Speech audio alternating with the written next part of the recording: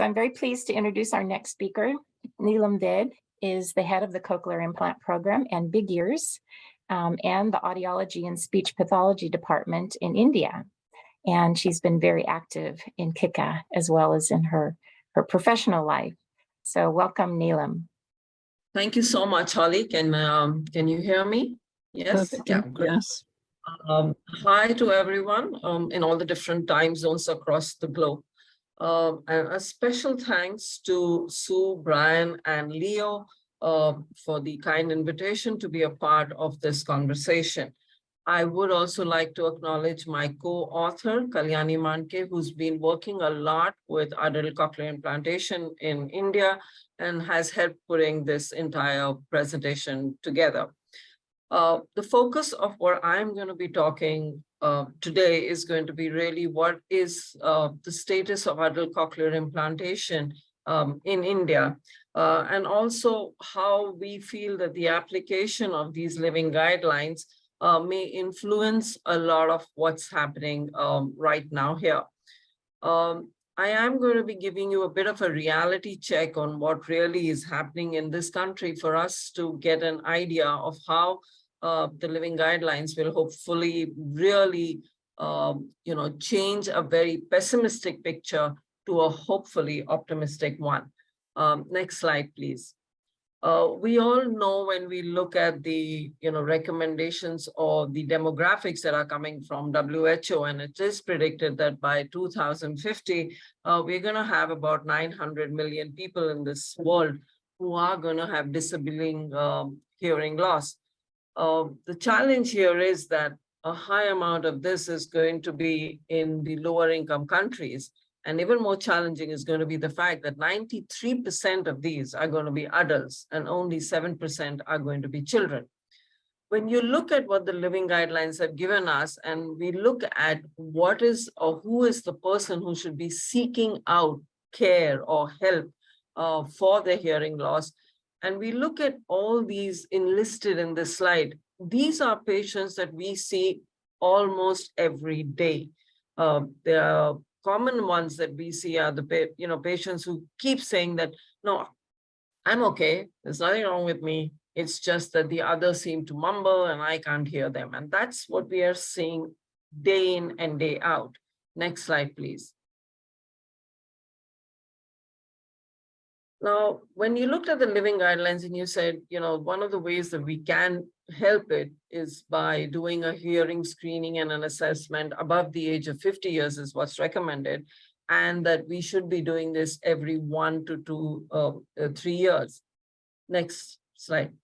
The reality, however, in our country is that there is almost a 7 to 8 years average gap between the onset of these symptoms that were enlisted and a patient actually reaching out for formal testing. There was a study done in India on adult cochlear implantation, and what was even more, I would say, depressing was the fact that the average age between diagnosis and a person actually coming in for cochlear implantation was as long as 12 years. And that's really a long gap. Next slide, please. So what is it that is really being the deterrent here? One, of course, is denial. Most of these patients are, no, I'm okay. It's the others who have a problem. I'm perfectly fine. I'm able to hear. The other one, which is a major issue in our country, is definitely economic. When we looked at the fact, and this was mentioned by Holly in her slide about the relationships and dynamics of a family, in India, this is an extremely crucial factor in parents or patients reaching out to us for medical care. Economically, most of them are dependent on their family. Only 10% of our population has health insurance. So every decision that an adult, and especially when you look at the geriatric population, is concerned, they are dependent on the children, on the caregivers, not only for economics, but even logistics, even coming to a clinic for, addressing their concerns is dependent on the family member. So that is really something that is becoming one of the biggest deterrents for these patients reaching out for regular assessment. Next slide, please. Looking at awareness, we know for a fact that we would like these four primary people to be our main people who we need to make them more and more aware about the impacts of, adult hearing. The primary health givers, and when we look at cardiovascular diseases, diabetes, etc., these are the ones that a patient generally is going to a primary health giver or a physician. And in our area, we find that both these people are referral doctors, just are not aware about what is the impact of hearing loss. And the referrals from them are far too few. So we really need to focus a lot more on creating awareness there. As far as the ENT surgeons are concerned, it's sad to say, but even till date in my country, a lot of ENT surgeons are not even aware or know about the fact that cochlear implantation can be given to adults.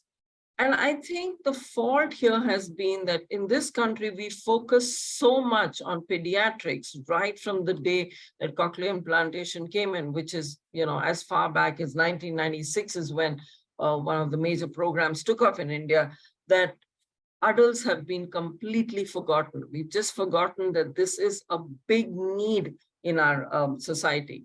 About increasing the awareness and referrals in audiologists, I will subsequently talk about it in one of my next slides.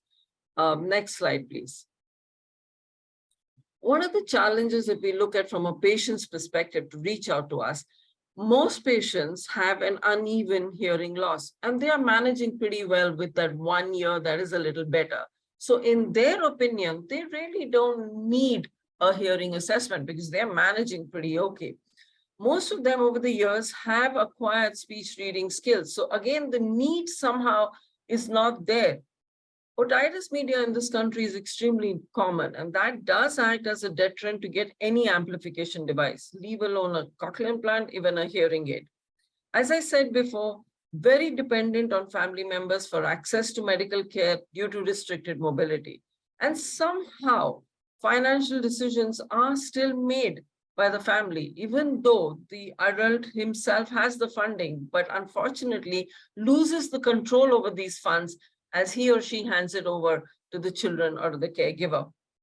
In India, with any elder in the family, we will make it a point to go really close to them when we have a conversation. You will very rarely find in a family setting anyone shouting or talking across a room to an adult or an elder in the family. And that's why somehow they don't feel the need.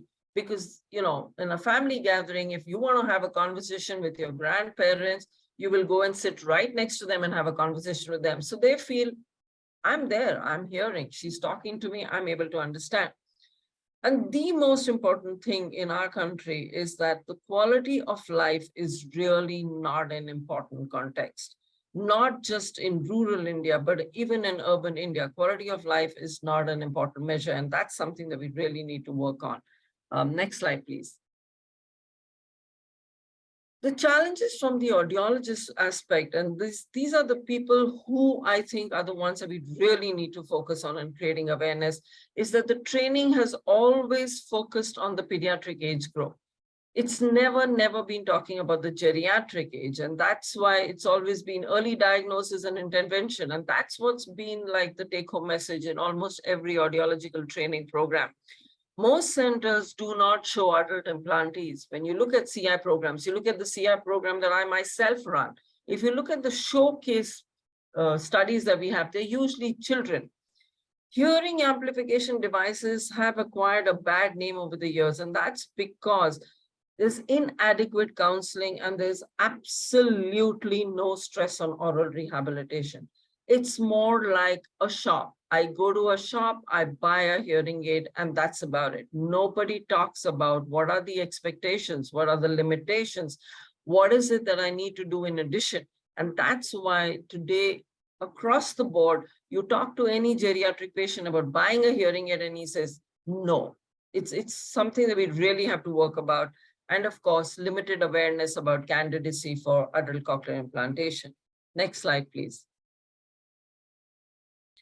I think when I look at adult cochlear implantation in India and where we have to go and what's the road ahead for us, I think the first thing we've got to really start is creating a massive awareness in audiologists and ENT surgeons. And this has to start not post-graduation, but when they are still in the process of training. I think we need to make this a part of the curriculum. We need to really start stressing on how we got to work about adults and geriatrics and not just the pediatrics. I'm so happy to see the living guidelines because it's going to literally serve as a ready rec now. It's something that we can give out. We can give out to them and say, look at this document. It's there out there. It's based on evidence. And this is something that you can use both for those who have completed their training and those of us who are within the training. It is something with pride that I say that the Cochlear Implant Group of India, which is a group of professionals, all of us who work with cochlear implantation, habilitationists, audiologists, and surgeons, that in the past couple of years, we've now had sessions in all our meetings where we are focusing on adult cochlear implantation. And I think that's a step ahead, whereby at least we're creating more awareness in those professionals who are working with cochlear implantation. However, it is still today Greek and Latin for a lot of us in India. And I think that's something that we've got to really change. Next slide, please. I'd like to end with this very great and profound statement made by Barack Obama, which says that we have to acknowledge the progress we've made. When you look at India as a country and where we've come with cochlear implantation, I myself am sometimes amazed at the reach we've had, but that's been focused only on pediatrics. Our population today, if you look at our cohort, it's skewed. We have 95% pediatric implantees, only 5% will be adult implantees. We do understand that we still have a long way to go. Things are better here, but definitely still not good enough. Next slide, please. I genuinely believe that using the living guidelines as an advocacy tool is definitely going to be a step in the right direction in this country. And I'm so looking forward to this being available to us. Thank you so much for your time and attention.